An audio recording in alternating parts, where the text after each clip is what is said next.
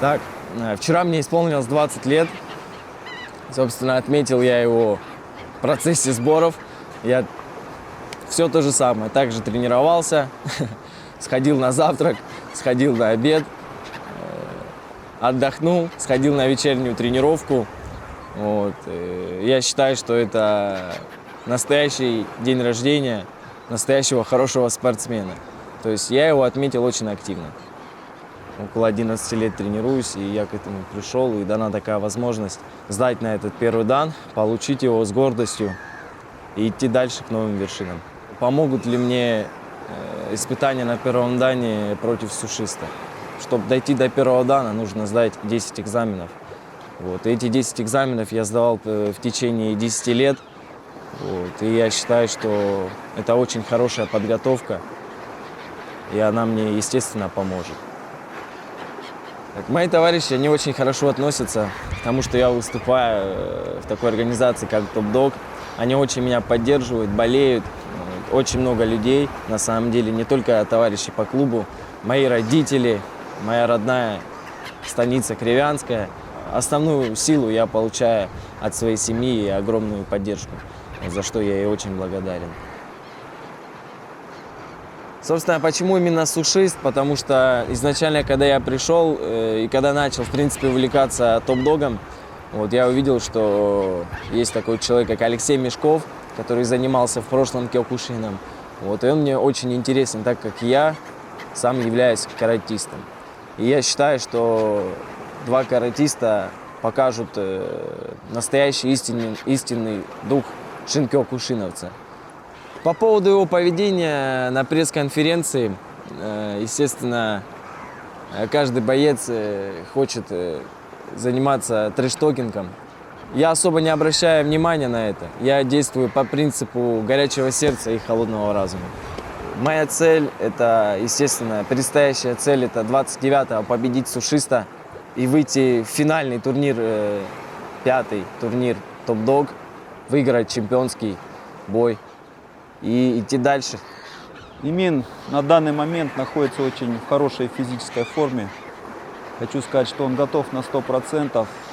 Отработали все, что нужно, он знает, умеет. Сегодня прошла первая часть экзамена, дан-теста, кросс и общая физическая подготовка. Я доволен результатом. Я думаю, все у нас получится, все будет отлично. Мне предстоит бой с Эмином Шином, который является лучшим дебютантом 3-го сезона Top Dog, но его уровень до моего слишком слаб. Я это на пресс-конференции говорил, и сейчас еще раз скажу, что не его уровень. Вот эти вот руки просто уже гораздо вшибаться в его кость, в кость вот это. Буду разбивать его одной левой рукой. Я покажу, что такое настоящий бокс сушиста. Мой бокс прогрессирует быстрее, чем он просыпается по утрам. Ну а также я буду кайфовать во время боя. Даже сам кайф будет спрашивать: Леха, как ты так кайфуешь? Вот.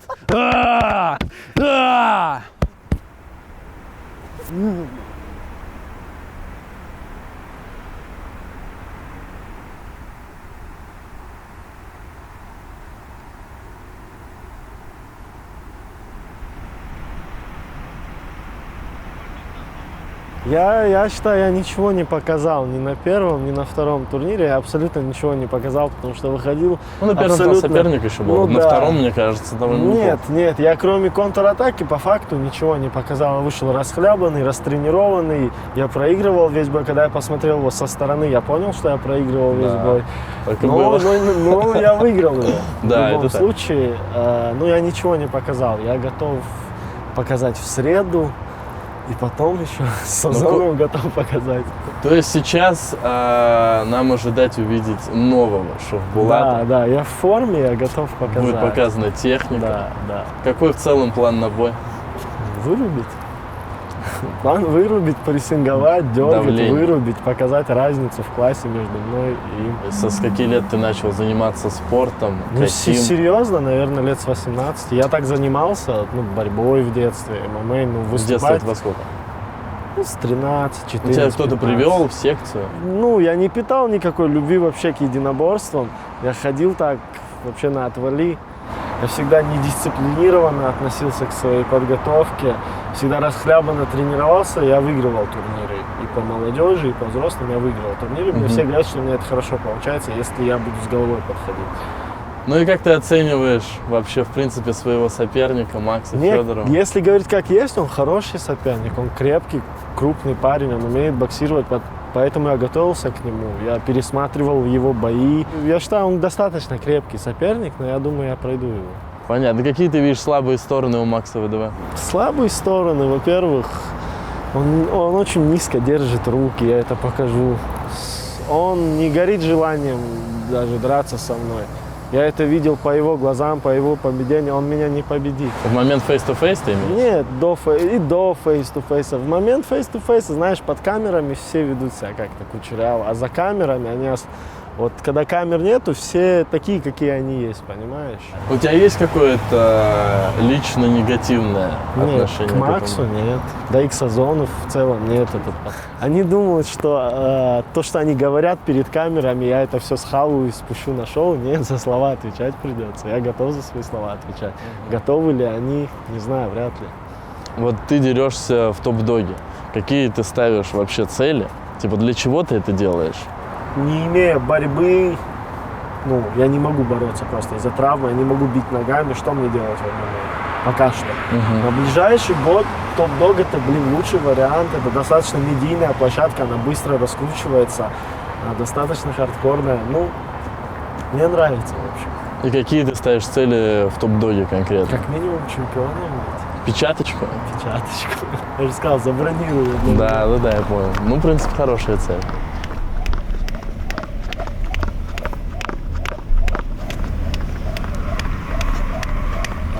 Я, Макарова Екатерина, являюсь профессиональным бойцом смешанных единоборств, представляю клуб «Груша» и «Акула».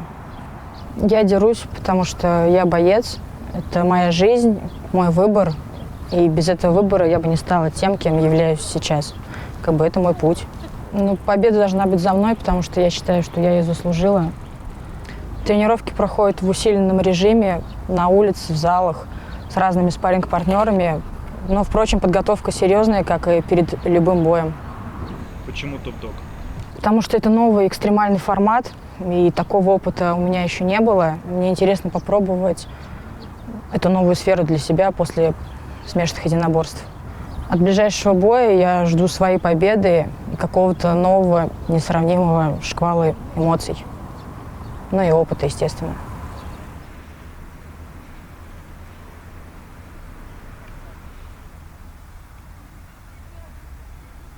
Мой спорт начался с того, что у меня был лишний вес, и мои родители очень сильно переволновались по этому поводу, отдали меня в плавание. В каком возрасте это было?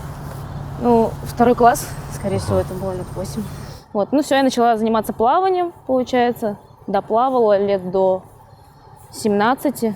Я плавала, потом я также пошла, по наклонной пошла, не по той дорожке. И родители меня отдали в дзюдо для того, чтобы у меня не было свободного времени. Один раз воровала в магазине, и папа очень был мной недоволен. Забирал тебя, из мусорни. Да, меня забрали, Все понятно. отлупили дома. И как примерно, если вкратце, твоя карьера развивалась до сегодняшнего дня? На соревнованиях я получила звание, получается, я выполнила там, людей много было, просто это был чемпионат России. Я просто зашла в тот год 2 раза в 2 весовые категории в призы, в абсолютной весовой категории и в своей весовой категории. Я подождала год, и мне корочку прислали. А потом я уже занималась рукопашкой, я ездила, выступала. Но я всегда в призах. Я первый номер Москвы по рукопашному бою, и Московской области, скорее всего, я думаю, так. В перспективе, конечно, я планирую попробовать себя в ММА, но так как сейчас дело я имею с топ-дог, и я увидела, что есть, оказывается, кулачные бои, начала смотреть YouTube, поняла, что сейчас за этим очень многое идет движение. Понадобилось ли тебе, кстати, время на раздумье, прежде чем принять решение? На самом деле, мне не понадобилось время, я сразу согласилась. Ты сразу согласилась? Да, получается. Что тебя побудило? Поясни, пожалуйста.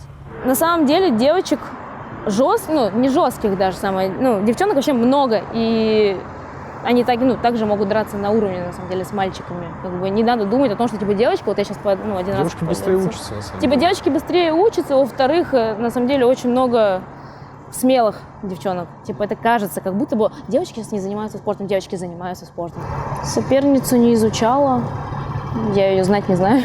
В том плане, что у нас как бы никакой личной неприязни у нас нет. Лично мы с ней до этого никогда не виделись.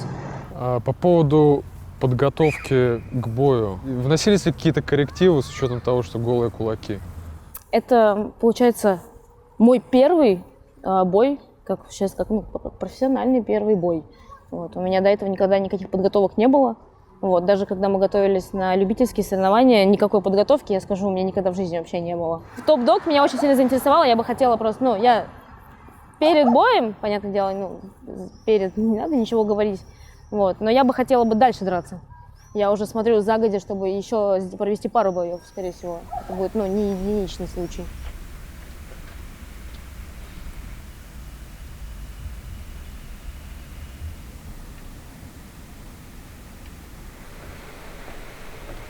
Расскажи, во сколько ты начал заниматься регби и как ты вообще, кто тебя привел, как ты вообще решил этим заниматься?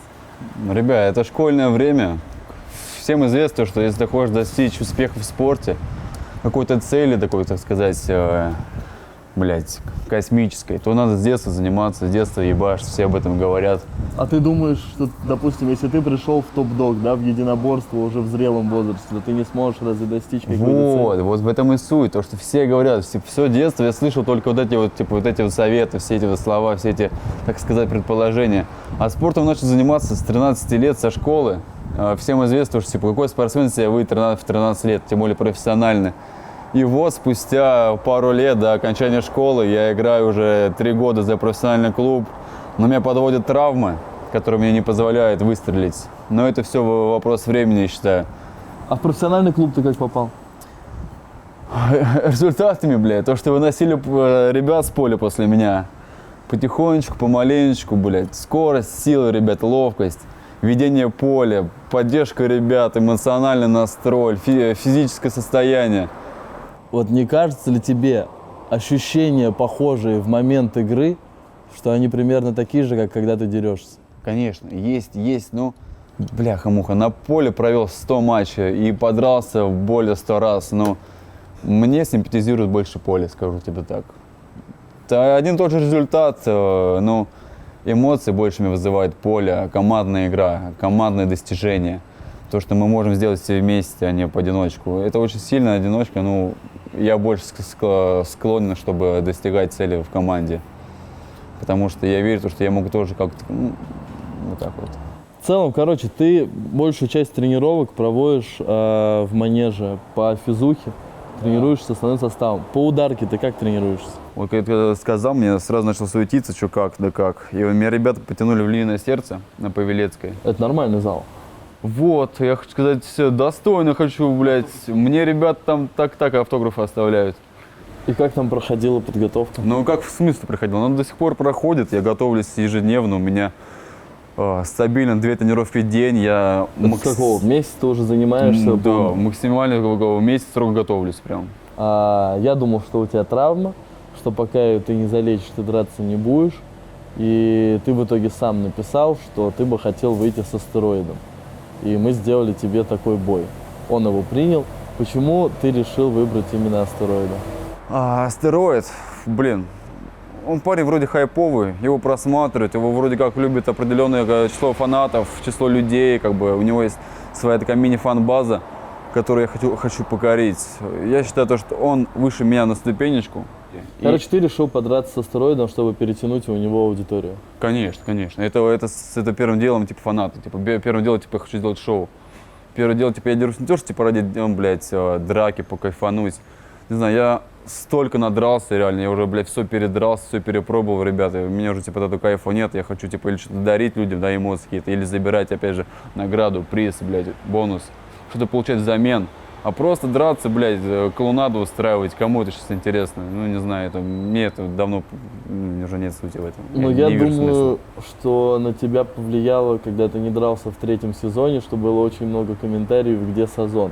Что все очень хотели видеть возвращение Сазона. И ты ради зрителей решил с травмой вернуться, выбрать себе фактурного соперника и показать красивый бой. Взять любого, я бы сказал так.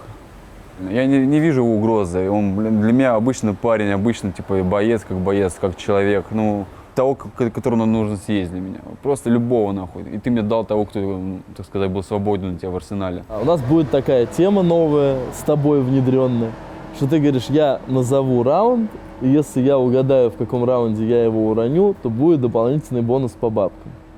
Я хочу предложить тебе условия, чтобы ты попробовал, не то что попробовал, ты дал задание, которое, если я выполняю, ты меня награждаешь. Хорошо, я тогда дам вам, чтобы было честно, двум одно и то же задание. И, типа, кто из вас его выполнит? В первом раунде первые 10 секунд, да, нет, я вам нет, столько во втором, просто во втором раунде. Вот. И у тебя будет задание вырубить его во втором раунде. Во втором раунде, и у нас будет бонус, типа, если мы... Да, если кто-то из вас, то есть ему я дам такое же задание, чтобы было честно. Блин, мне будет интересно. Ну и вот, и вы во втором раунде, если кто-то из вас, похер как, закончит, не обязательно вырубить там, а просто бой должен закончиться во втором раунде. Да. И за это получите бонус, если он закончится во втором раунде. Досрочное. Я тебя услышал. Закончить бой во втором раунде. Да, это бонус. Я сделаю ради бонуса это. Ради того, чтобы все были довольны и не считали меня там, блядь, скинуто, блядь, там, балаболом. Я сделаю это. Ну все, хорошо.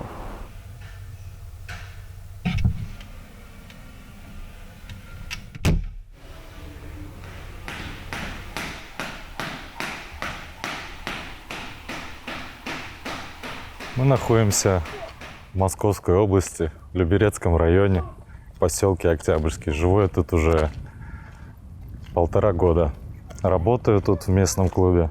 В фитнесе? Да, фитнес-клуб. Кем? Фитнес-тренер, также единоборство у детей, ОФП, физическая подготовка у взрослых, там восстановление после травм и так далее. Это как бы не основная работа, подработка больше. Еще у меня есть работа, я работаю, ношу гробы в ритуальных услугах. Это популярная. Популярная? Ну, в нашем промоушене это самая популярная профессия, я могу сказать. До этого я жил в Липецке, а до этого в 20 лет я приехал с Узбекистана, переехал сюда на ПМЖ. Вот, в маленьком городе жил. 20 лет. В 20 лет после армии, сейчас 26. Я работал в ГБР в ЧОПе. А после сюда переехал. ГБР, что такое расшифровать для тех, кто не в курсе? Группа быстрого реагирования.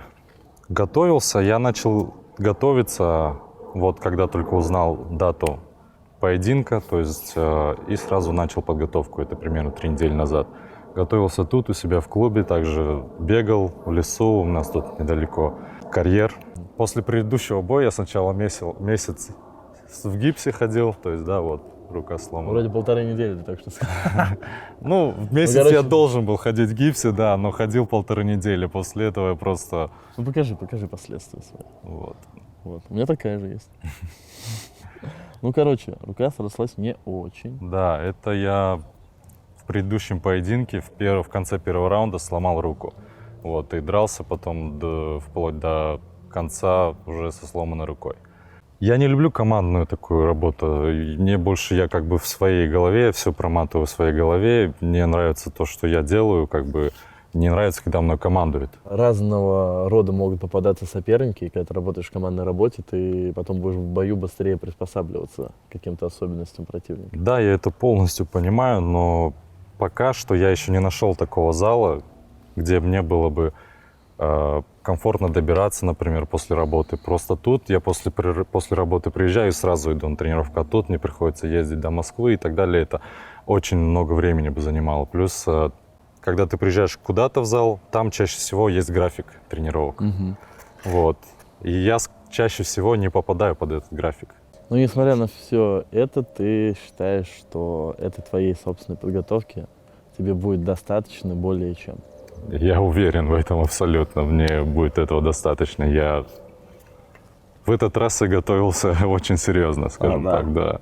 А что послужило такой мотивацией, чтобы ты готовился больше, чем обычно в этот раз? Я понял, что мой уровень недостаточно хорош для уровня моих соперников. То есть я начинаю отставать. А если я начинаю отставать, меня это начинает мотивировать заниматься больше, углубляться в это, показывать лучше, наверное. Есть такой нюанс в вашем поединке предстоящем. Ты говоришь, что типа тебе интересна денежная составляющая. И Сазон говорит, что ему интересна денежная составляющая этого поединка. И он предложил такой вариант. То типа я назову раунд, в котором вы должны постараться типа вырубить соперника. Если вы в этот раунд это делаете, то вы получаете бонус. Независимо от того, вырубите вы или там посекете друг друга, или травмируете, главное, чтобы бой закончился в назначенном раунде. Так, а если бой вдруг закончится в первом раунде? Но если он закончится зрелищным нокаутом, то как бы вы получите бонус, как у нас полагается, за зрелищный Конечно, я согласен. Я настроен в этот раз вырубать. В первом? В первом. Сазон выбрал второй раунд, ты выбираешь, что ты вырубишь его в первом раунде. Да. Ты, если в удачном случае или вообще, в принципе, в закономерном, одерживаешь победу над Сазоном. У тебя есть какой-то еще претендент, который был бы тебе интересен? Если Макс ВДВ проходит Шахбулата, может быть, то мне будет интереснее с ним бой, так как у нас с ним осталось незаконченное дело. Все, вот у тебя до сих пор самое интересное — это реванш. Это реванш, да. Я после первого боя хотел, и вот до сих пор я хочу. То есть тогда я был, скажем так, сосунком. Сейчас я уже знаю, что делать. Вот. Хорошо, отлично. Что ты можешь в целом вот сказать? Потому что вызов, по сути, тебе бросил Сазон, который вообще в другой весовой категории. И я его не планировал ставить в этот карт. И он мне написал со словами, что кого вот мне надо взять, чтобы типа доказать, потому что его же многие считают, что он только с мешками дерется и со слабыми противниками. Кого мне типа надо побить, чтобы поменять мнение зрителя в свою сторону. Я сказал, я не знаю, я думал, тебе вообще травма. Он говорит, вот я хочу уронить астероида. Его план. Почему ему интересен бой? Во-первых, потому что ты здоровый, и он типа поменьше, и ты такой фактурный весь. А второе, потому что у тебя есть большая аудитория, и он хочет переманить ее на свою сторону, показав, что он сильнее.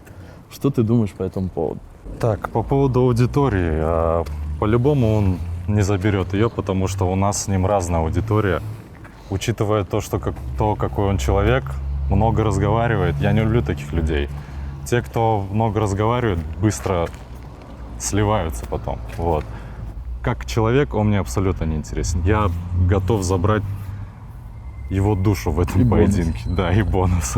На пресс-конференции он много наговорил. Это первое. И второе, то, что он, перешагивая будущее события, то есть наш бой. А он смотрит за спину. Да, он уже планирует свои бои с кем-то еще. Не буду, там у них был конфликт там, да, на пресс-конференции. То есть он не ставит меня, мой бой с ним, то есть какие-то серьезные условия и уже смотрит вперед. То есть он думает, что он просто меня пройдет.